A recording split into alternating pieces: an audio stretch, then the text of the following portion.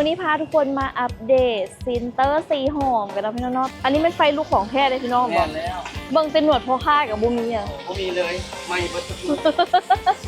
อุ้ยใส่เน้นๆชีสเน้นๆเลยมาเบิ่งกุ้งมีหอยมีชีสมีปลาหมึก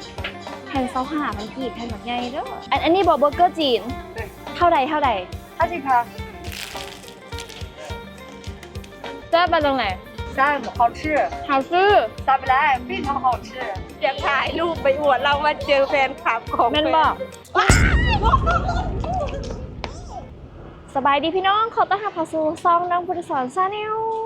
วันนี้พาทุกคนมาอัปเดตซินเตอร์สีหอมกันนะพี่น้องตอนนี้ก็คือแบบประเทศใหม่เรียบร้อยแล้วเนาะบอจะเป็นคองบอแล้วก็จะมีอันแนวขั้นเนาะสมัยนั้นแหละคืออันนี้ยังบ่ทันแล้วเทื่อเดี๋ยวนี้ก็คือแล้วมาแล้วเนาะกันคนยางกันรถแลนเนาะเพื่อบ่ให้ใกล้กันหลายเนาะพี่น้องเนาะอันนี้ก็จะเป็นบอลยางสะดวกสบายแล้วพี่น้องเฮ็ดแล้วมาแล้วเดี๋ยวนี้น่ะตะกี้หลายคนมาเนาะอาจจะเห็นเนาะคือแบบเพิ่นกำลังปวกแปลงอยู่เดี๋ยวนี้ทางก็คือเรียบร้อยแล้วเนาะพี่น้องเนาะนี่มีคลองน้ำมีปูยางสามารถสัญจรสามารถยางได้ปกติละแล้วกับมื้อนี้สิพามาเลาะกินอาหารกันเนาะอยู่ศูนย์รวมอาหารก็คืออยู่ที่เซ็นเตอร์สีหอมเลยพี่น้องเพราะว่าอยู่ในนครหลวงเวียงจันทน์เนาะซุ้มอาหารที่มีประจำก็มีแต่บอลเดี๋ยวนี้เนาะส่วนใหญ่ก็จะเป็นเทศกาลอาหารก็จะมีแบบโดนจัดเทื่อเนาะพี่น้องเนาะสมัยแบบคือยังบ่ออกยังมื้อค่ำยังมื้อคืนคือหาแนวกินก็ต้องมานี่แหละเพราะว่าบอลนี้ก็คือว่ามันมีหลายแหงเนาะแต่ว่าตามแคมทางถนนทางก็มีเนาะแต่ว่านี่ก็คือแบบเป็นจุดเด่นแลนด์มาร์คอีกบอลนึงคือแบบนักท่องเที่ยวมาก็ต้องได้มากินเนาะแล้วก็ย่างมาอีกก็จะมาเห็นเบอร์เกอร์ซีนเนาะนี่ก็เป็นห้างของคนจีนเนาะเพิ่นมาเฮ็ดเบอร์เกอร์ขายเนาะนี่โอ้เพิ่นตีแป้งใหม่ๆแบบนี้เลยทอดใหม่ๆแบบนี้เลยเนาะพี่น้องเนาะอ๋ออันนี้ขายก้อนเท่าไหร่เนาะอีเนาะก้อน1,000ใส่หมูกับไข่ นี่ใส่หมูกับใส่ไข่ก้อน20,000ให้แบบนี้แล้วเนาะอันนี้มันใส่หมูมันบอกว้าว20,000กีบพี่น้องเอ้ยเดี๋ยวเราก็ตื่นเนาะคืออาหารจีนเนาะที่ว่ามีอิทธิพลหลายในเวียงจันทน์เดี๋ยวนี้เพราะว่าอาหารจีนนี่ก็เริ่มมาหลายอย่างแล้วเนาะเริ่มมาจากจุ่มจีนปิ้งจีนมาล่าแล้วก็อันเมื่อกี้นี่แล้วก็มะเขือแล้วก็หอยที่ว่าใส่เครื่องมาล่าเนาะอันนั้นก็อุ้ยหลายแล้วก็อาหารเวียดอาหารไทยอาหารทะเลเนาะมีหลากหลายอย่างเดี๋ยวมื้อนี้ก็มาเลาะเบิ่งตื่มเนาะว่าสิได้กินอีหยังเนาะเป็นเมนูแรกของเขาอยู่นี่ก็คืออาหาร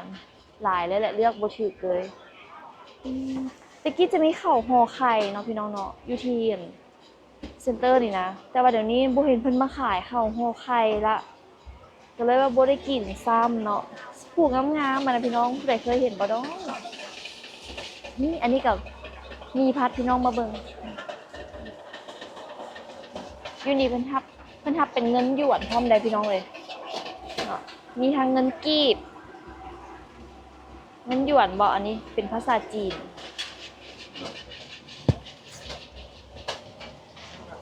เป็นคนจีนเพิ่นเฮ็ดเลยเขาเจ้าเอิ้นเมนูหยังเนาะอันนี้เขาจะขายอีหยังอันนี้ผัดหมี่โอ้ถือว่าบ่ได้มา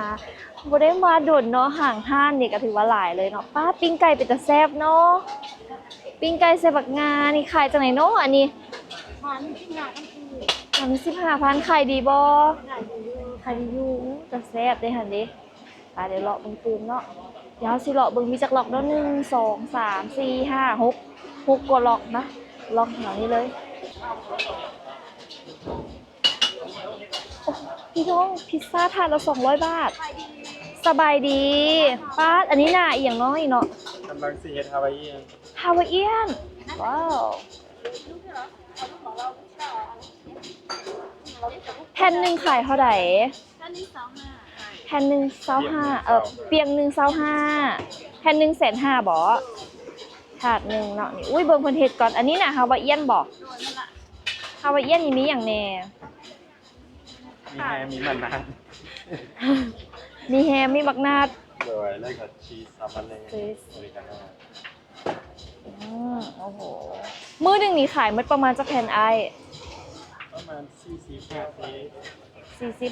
40-50อบใหม่ๆแบบนี้เลยเนาะแล้วไปบางที่ราคาหลายมันบ่เคยหลายสุดนี่ประมาณจักแผ่น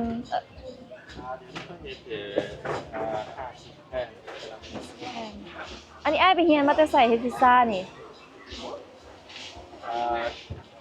เคยเห็นอยู่ห้างอาหารเนี่ยแล้วก็เฮียนที่ไทยเนี่ย อ๋อเคยเฮ็ดอยู่ร้านอาหารแล้วก็ไปเฮียนอยู่ไทยมาแน่ เลย ตอนนั้นมันไปเฮ็ดอยู่ไสอยู่ไทย ที่ไทยมีแต่มีหมู่คนไทยแล้วก็ไปเราเป็นเรียกแล้วเดี๋ยวให้เราสอน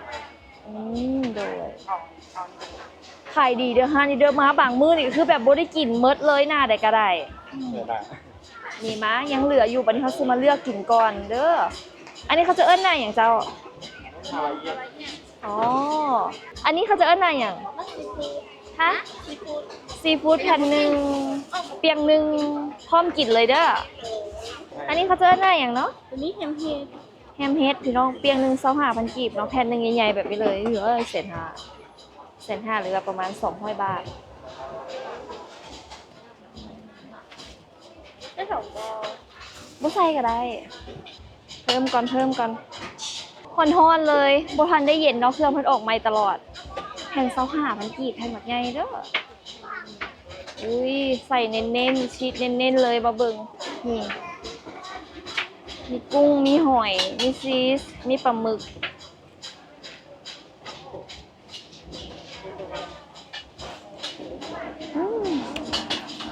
แซ่บหอมแป้งกับบางนุ่มกำลังดี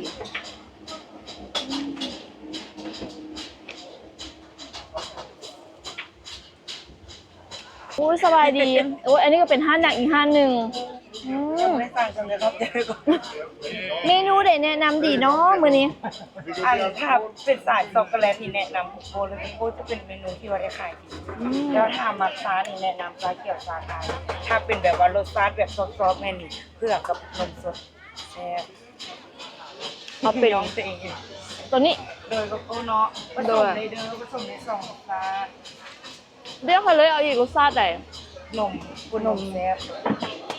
ขอบใจเด้อที่มาหา เว้ย วันนี้มาเติมแป้งแน่มาเติมน้ำหวานแต่กระจอยคือเก่า กระเบิงแม่ค้าดูแม่ค้าหุ่นดีเนาะแม่ค้าขายกินกินก็ยังหุ่นดี กินนมเหนียวและจอยเด้อ เด้อิลีแม่นบ่ แม่นแล้วกินนมเหนียวและจอยเฮาแบบราท้องกันวันนี้ มีอันเจ้าของเฮ็ดเลยเจ้าของก็กินอยู่บ่ กินส่วนตัวแล้วมันมักเลยช็อกโกแลตอุ้ยโหดย่านบ่ได้แถมเลยบ่ได้ล่ะเอกลักษณ์คือตักแล้วเปื้อนคันบ่เปื้อนบ่แม่นนมเหนียวตรงนั้น เห็นเฮ็ดเพจนำบ่เฮ็ดรีวิวนำ โดยแม่ ชื่อว่าจังไดนะ อัน TikTok ก็ชื่อกุ้งนางนมเหนียวเด้อแต่ว่าFacebook แม่น Facebook ส่วนตัวแม่นชื่อกุ้งนางแล้วกับ PSB เนี่ยว่าฝากเด้อขอบใจเด้อที่มาหา โดยขอบใจให้กันติดตามได้เนาะแม่ค้าเพิ่น จาก FC เอาให้ ขอบใจเด้อเฮาก็ติดตามเพิ่นมาดนเลยเนาะบอกเลยว่าเป็นไอดอลในการเฮ็ดคลิปเลยมากแน่ ขอบใจเช่นกัน โดย เจ้านี่ขอจ่ายซะเดี๋ยวมื้อหน้า แล้วบ่เป็นหยังได้ขายหลายแล้วมื้อนี้น่ะอุ้ย ปกติเจ้าเท่าใดนะ เจ้า5,000กีบปกติ เจ้า2,500 ขอบใจเด้อให้ลำๆรวยๆแล้วรวยอีกเด้อซื้อได้ใครมาเด้อ ดูกันเด้อเห็นบ่แต่ละเทื่อน่ะมักให้พอลูกค้าได้วันนี้ลูกค้ามาให้พอขอบใจเด้อ ขอบใจได้เฮงรวยๆถึกเล็ก โดย ร้อยล้านพันล้าน โดยสาธุขอบใจเด้อ ได้ไหมคะทางงานทั้งใจดีพี่น้องเอ้ยเนาะ กันจะคุยละมาหานะโอ้ยพ่อแม่ ขอบใจเด้อมา ข หา อบ ก่อน ใจ เด้อ อันนี้แบบจักซี่เลยแม่นบ่นี่ โดยกินแบบฟิวน้ำแข็งใส จุ้มดูดกันเด้อ ลองดูตรงคุณบ้าง ทั้งรูมนี่จะเป็น ไข่มุก ไข่มุก จืด ไข่มุกนมจืดแล้วก็จะมีอันนี้เป็นอย่างนะ อันนี้เมนนมสดฮอกไกโดแล้วกับโกโก้ นมสดฮอกไกโดแล้วก็โกโก้ว้าวอื้อหือ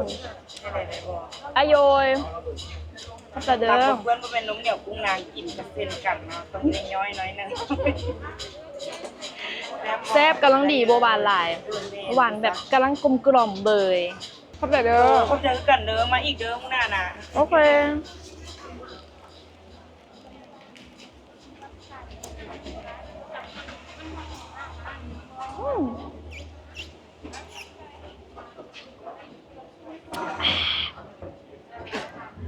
อาหารซีฟู้ดก็มีพี่น้อง มีฮันจุ่มอันนี้มันจุ่มอย่างนี้จุ่มหม่าล่าถางมาลงมา ได้ครับ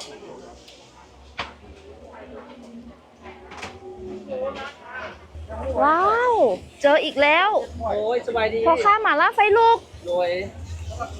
สบายดีจ้า ถ่ายจากไหนเนาะมือนี้ มันหนึ่ง35,000กีบคือเก่าจ้า มัน135,000เอาให้ได้มัดหนึ่ง จัดไปจ้า ยังไฟลูกคือเก่าบ่ พอแถมเลย3ไม้ เฮ้ยขอบใจเด้อพ่อค้าแถมให้อีก3 ไม้น้องหน่าหักไปสุดเลยอืม เจ้าคนดีเจ้าอันลดน้ำหนักมาเป็นบ่ คุณดีคือพ่อค้าหันล่ะอุ้ย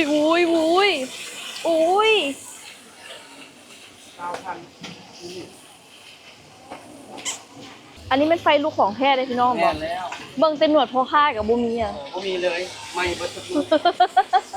บอกว่ายานสบายดีคนสวย สวัสดีเซฮาย สบายดีตุ๊บเดียวว้าวบ่เห็นโดนงามขึ้นกันเก่า เข่าพร้อมกินการเดียว บ่เท่าดอก มาไหน มากับน้องทราย มาที่หยัง เด้เจ้าของได้กินอย่างละหวา กินมาแล้วจะวางมาใส่เลยกับเล่นดูสิ ข้าวปุ้นนี่หยัง จะมีตับ อ๋อ จะตับอยู่แบบคนมีตับเลยนี่ฮันได้ใจอะไรตับ จัดไปเจอกันเด้อบ๊ายบาย ได้แล้วหรอ ร้อยจ้าไอ้หนูขอหรือไม่ใช่ บ่ใส่ถุงขอบเจยเอ ขอบใจหลายเด้อแถม3ไม้ ว้าแถม3 ไม้พร้อมอึ๊บสแกนจ่ายก่อนพี่น้องเลย หลายเด้อ 35 35,000จ้า โด ขอบ ย ใจหลายเด้อ ขอบใจเส้นกันเนอะ จะสวยเจ้างามเจ้าร่ำเจ้ารวยเด้อจ้า โอ้ยสาธุสมพรปากพ่อค้าไก่เฮงๆรวยๆเด้อนี่กินก่อนนะ อันนี้มันไส้เป็นซิ่งงัวบอก ชิ้นงัวไปแล้ว คืออันนี้มันเขาเจ้าจ้างเขาเจ้าเสียบอ่ะ แม่นจ้างเขาเจ้าเสียบ5 คน มื้อหนึง5 คน โดยทางซอยเด้อเขาเป็นต้องซื้อมาเป็นก้อนใหญ่ๆในงอชิ้นงัวมันลืมเอ็นออกแล้วเอามาซอยแล้วเฮ็ดเป็นต้น เออ 5 คนเดี๋ยวนี้เสียนเลยเขาเจ้าน่ะ ไส้เครื่องบ่เลยว่าเสียบเทอละไม้ เสียบเท่าละต้นต้นละไม้ เสียบตอนเสียบเทอละไม้มานี่น่ะ ด้วย ป้าแบบ พอกันเบิดเลยนะ โทรกันเมื่อกี้เราเสียบใส่เครื่องจักรบ่วะ บ่แม่น อ๋อ เครื่องจักรคันใช้เครื่องจักรนี่ต้องแซ่ฟิตละมันต้องตัดได้ชิ้นงัวในการแซ่ฟิตออกมาแล้วสีบ่งามเลย อันนี้ใหม่ เอาไม่ไหม้ทุกมื้อเลยเบิด ๆ ทุ โอ้ กประมาณนึง มื้อหนึงประมาณจักไม้ 5,000ไม้ มื้อหนึง5,000ไม้พี่น้องว้ายกินกันเด้ออืมหอมนุ่ม อันนี้เป็นชิ้นงัวเด้อพี่น้องเลยมาล่าไฟลุกขอบใจเด้อ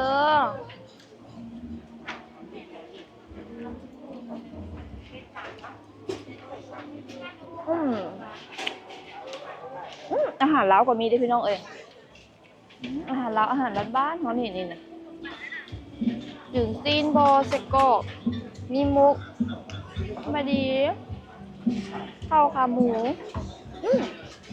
อันนี้ไม่เหรอลาซานญ่า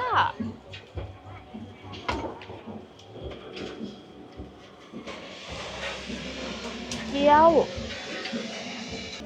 แฮมเบอร์เกอร์จีนกับหมูขายห้องโอ้50,000เส้นเฟอเย็นเฮ็ดด้วยมือของจีน เครื่องดื่มพืชพิเศษ บักเกอร์จี เบอร์เกอร์จีนโอ้จะเป็นคนจีนเลยบ่ โอ้โอเค โอ้ขายเองเลย มีอันนี้บอกเบอร์เกอร์จีนเท่าใด50,000อันนี้นี่เป็นอย่างอันนี้อ๋ออันนี้ก็เป็นเบอร์เกอร์โอ้ ใส่ของเบอร์เกอร์ มาขายด่วนแล้วหวะ โอเค ขายด่วนแล้วหวะจะได้ภาษาลาวบ่ คือมันตัว คอยบูฮู้แล้ววะโอเค50,000ภาษาจีนมาจากไหน 50,000 อ่ะร่วมกันแบบเข้าใจแน่บ่เข้าใจแน่อะไรพี่น้องเอ้ยมาเบิ่งกันเนาะว่าเบอร์เกอร์จีนเป็นจัง เบอร์เกอร์จีนเป็นเท่าใด บักเกอร์จีคนจี เบอร์เกอร์จีนคนจีนแซ่บบ่ สับไล อืม 我迷了，你看就卖这一点了，还没卖呢，都卖完了。 เขาบอก 好吃，sablai。 แซ่บหลาย ออกมาแล้ว ออกมาแล้วเราก็สิมาตัดเงียบเงียบเงียบเบอร์เกอร์จีนเนาะตัดเงียบเงียบแล้วก็ซับหมู3 สั้นยัดเข้าไป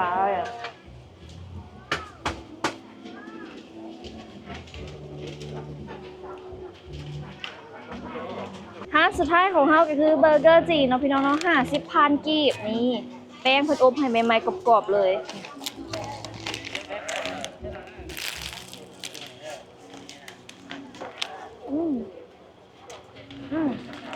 หอมดี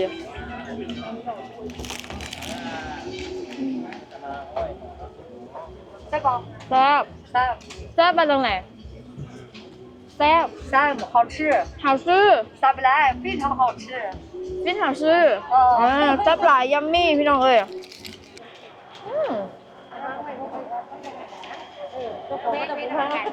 ว้าวแต่แซ่บขนาดเลยมีนมหมูพร้อม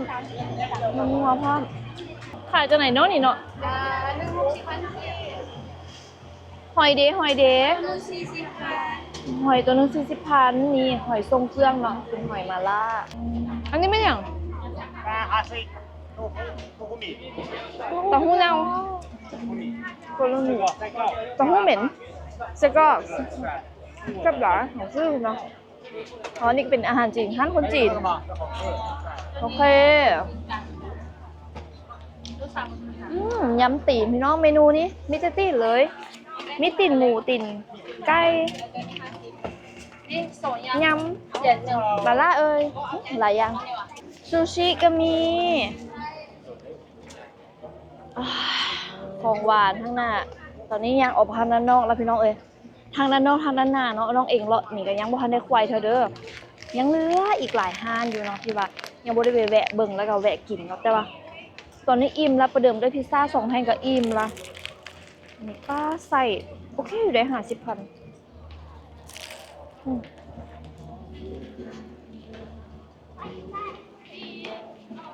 อาหารนี่ก็เริ่มต้นจากประมาณ20,000ขึ้นไปแต่พี่น้องส่วนหลายแฟนเป็นแฟนคลับอยากถ่ายรูปไปอวดเรามาเจอแฟนคลับของ แม่นบอก คนตาไม่พี่เราไม่รู้จักพี่ลูกเราไม่รู้จักพี่ ลูกให้เป็นตะแพง คนขอถ่ายรูปก็แลนนำลูก บ่เป็นอย่างเมื่อกี้มีคำไปกับเขาก็ไปน้ำกันอีหลาเอ้ย ร้านหน่อยแจ้ง สบายดี คุณตาถ่ายรูปกับพี่แล้ว แฟนได้เป็นคนไทยบ่ โดยเรามาร์ค โดยยูใส่เป็นคนแขวงใดจังหวัดใด เราเป็นคนหนองคาย อ๋อมาถ่ายรูปกัน น้องสาวนี่ ถ่ายรูปกับพี่แล้วยิ้มหน่อยอันนี้ใช่ค่ะ